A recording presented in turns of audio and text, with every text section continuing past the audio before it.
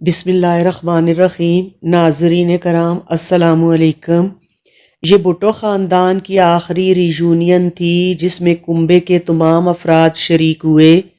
بھٹو خاندان کی چھٹیاں اور پکنک اس وقت ماتم میں تبدیل ہو گئیں جب انہیں ذوالفقار علی بھٹو کے سب سے چھوٹے بیٹے شاہنواز بھٹو کی موت کی خبر ملی۔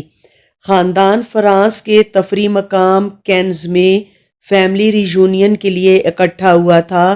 شاہنواز بھٹو اپنی اہلیہ ریحانہ اور 3 برس کی بیٹی سسی کے ساتھ چند روز قبل ہی اپارٹمنٹ میں منتقل ہوئے تھے، جبکہ ان کی والدہ نصرت فرانس کے جنوب میں زیر علاج تھیں۔ بھٹو خاندان نے امسایہ نائس میں اپارٹمنٹ لے رکھے تھے۔ خاندان کی ری یونین کے لیے مرتضیٰ بھٹو دمشق سے اور صنم بھٹو لندن سے اپنے شوہر ناصر حسین کے ساتھ فرانس آئی تھیں۔ رات کو دیر تک خاندان کے افراد گھومتے اور گپ شپ کرتے رہے۔ اگلی صبح شاہنواز کی اہلیہ ریحانہ نے بیگم نصرت بھٹو کو اطلاع دی کہ شاہنواز کی وفات ہو گئی ہے۔ بے نظیر بھٹو کا کہنا ہے کہ انہیں صنم نے بتایا کہ شاہنواز کو کچھ ہو گیا ہے۔ بے نظیر بھٹو نے اپنی آپ بیتی مشرق کی بیٹی میں واقعے کو یوں بیان کیا ہے: صنم بیڈ روم میں چلی گئی، جلدی سے ہمیں جانا ہے، جلدی، اپنا بچہ میرے حوالے کرتے ہوئے اس نے کہا۔ ریحانہ کہتی ہے گوگی نے کچھ کھا لیا ہے۔ صنم نے کہا میری ٹانگیں کانپ رہی تھیں، کیا وہ بیمار ہے؟ کیا یہ سنجیدہ ہے؟ حال سے جلدی جلدی میں نے فون کیا۔ اتنے میں میر مرتضیٰ اندر آیا۔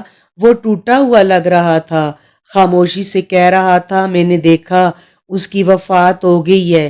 یہ الفاظ ان کے منہ پر تھے۔ نہیں، میں چلائی۔ امی کے ہاتھ سے فون گر گیا۔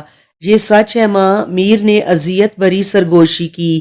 میں نے مردے دیکھے ہیں، شاہنواز کا جسم ٹھنڈا ہے۔ بے نظیر نے شاہنواز کے فلیٹ پر پہنچنے کے بعد وہاں کی صورتحال بھی بتائی ہے۔ شاہنواز کافی ٹیبل کے پاس کمرے میں قالین پر پڑا تھا۔ اس نے ابھی تک گزشتہ رات والی سفید پتلون پہنی ہوئی تھی۔ اس کا ہاتھ پھیلا ہوا تھا، ایسا لگ رہا تھا کہ وہ سو رہا ہے۔ گوگی، میں نے چلا کر اسے جگانے کی کوشش کی، لیکن پھر میں نے اس کی ناک دیکھی جو چاک کی طرح سفید ہو چکی تھی۔ میں نے کمرے کے آس پاس دیکھا، کافی ٹیبل ٹیڑھی ہو گئی تھی۔ ایک تشتری میں بھورے رنگ کا مایا ساتھ والی میز پر نظر آ رہا تھا۔ کشن آدھے صوفے سے دور تھا اور پھولوں کا گلدان گر گیا تھا۔ میری نگاہیں اس کی میز پر اٹھیں۔ چمڑے کا فائل کا فولڈر موجود نہیں تھا۔ میں نے ٹیرس پر نظر ڈالی، اس کے کاغذات وہاں پڑے تھے، فولڈر کھلا ہوا تھا۔ بہت بڑی گڑبڑ ہو گئی تھی۔ اس کا جسم ٹھنڈا تھا۔ خدا جانے کتنا وقت شاہ وہاں زندگی اور موت کی کشمکش میں رہا تھا۔ کسی کو الرٹ نہیں کیا گیا تھا اور کسی کے پاس وقت نہیں تھا کہ ان کے کاغذات کے ذریعے جانتا۔ مرتضیٰ بھٹو کی بیٹی فاطمہ بھٹو اپنی کتاب songs of blood and sword میں اس رات کے واقعے کو یوں بیان کرتی ہیں: جب ریحانہ اور شاہنواز ایونیو ڈی روئی البرٹ پہنچے تو وہ دونوں ناراض ہو گئے۔ راستے میں ان کے درمیان بحث ہو گئی۔ وہ لکھتی ہیں کہ شاہ ایک کیسینو جانا چاہتا تھا اور ریحانہ گوگو نائٹ کلب جانا چاہتی تھی۔ جب وہ اپارٹمنٹ بلاک کی لابی میں پہنچے تب معاملہ خاصا خراب ہو چکا تھا۔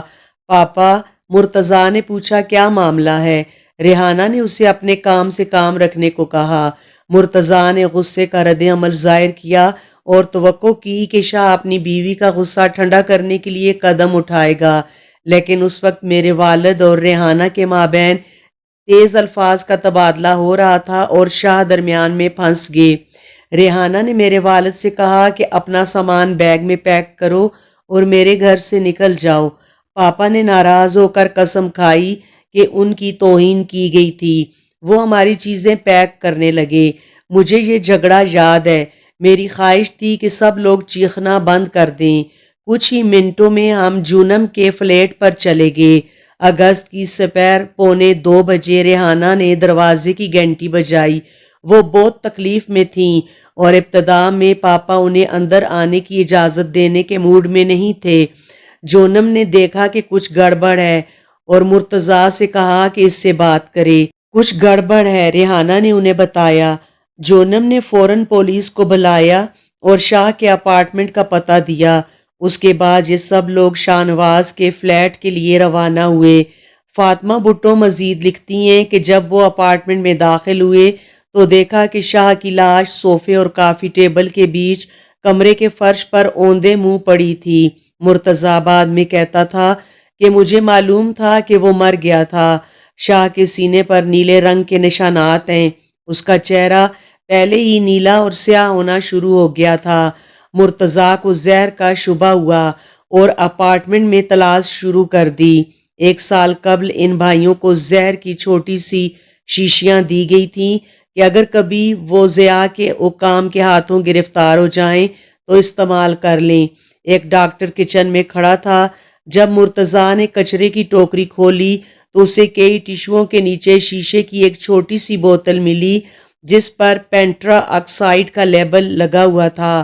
اس نے بوتل ڈاکٹر کے حوالے کی اور پولیس کو اس کی اطلاع دی۔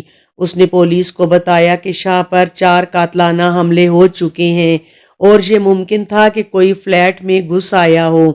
شاہ نواز کی لاش پولیس کے اٹھانے سے پہلے مرتضیٰ ماں کو مطلع کرنا چاہتا تھا، لہٰذا وہ نصرت کو لینے چلا گیا۔ واقعے کے مشتبہ ہونے کے بعد طویل تحقیقات کا سلسلہ شروع ہو گیا جو بھٹو خاندان کے لیے مزید اذیت کا باعث بھی بنا۔ جیسے ہی فرانسیسی تفتیشی ٹیم نے لاش ورثا کے حوالے کی، بے نظیر نے اپنی چھوٹی بہن صنم بھٹو اور ان کے قریبی ساتھیوں کے ہمراہ پاکستان جانے کا اعلان کیا اور کہا کہ تدفین کے لیے سندھ کے شہر لاڑکانہ میں بھٹو کے آبائی گھر گڑی خدا بخش جائیں گی۔ نوجوان بھٹو کی میت ورثا کے حوالے کرنے میں فرانس کی طرف سے طویل تاخیر نے پاکستان میں فوری جذباتی لمحے کو ٹھنڈا کر دیا۔ بالآخر جنرل ضیاء حکومت نے خاندان کے قبرستان میں تدفین کے لیے بے نظیر بھٹو کو بھائی کی میت لانے کی اجازت دے دی۔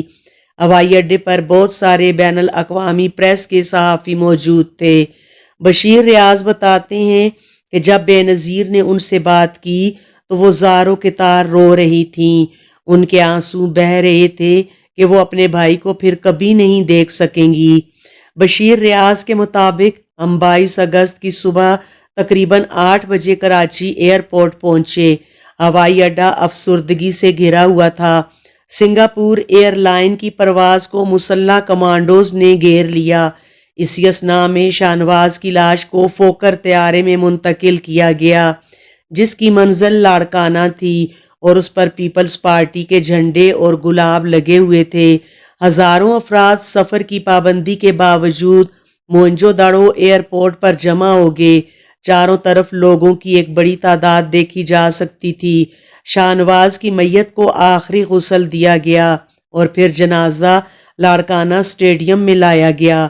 اس کے بعد ان کی لاش کو گڑی خدا بخش لے جایا گیا اور انہیں پیپلز پارٹی کے جھنڈے میں سپرد خاک کر دیا گیا۔ شاہ نواز کی اچانک موت بھٹو خاندان کے لیے ایک بڑا صدمہ تھا۔ میر مرتضیٰ بھٹو نے فوری طور پر اپنی بیوی فوزیہ کو اس شبے سے طلاق دے دی کہ اس کی بہن ریحانہ کا بھائی کی موت میں مبینہ ہاتھ ہے۔ شاہ نواز اور مرتضیٰ نے 2 افغان بہنوں سے شادی کی تھی۔ مرتضیٰ کی بیٹی فاطمہ بھٹو کی اس وقت عمر 3 سال تھی۔ بعد میں مرتضیٰ نے غنوہ بھٹو سے شادی کی۔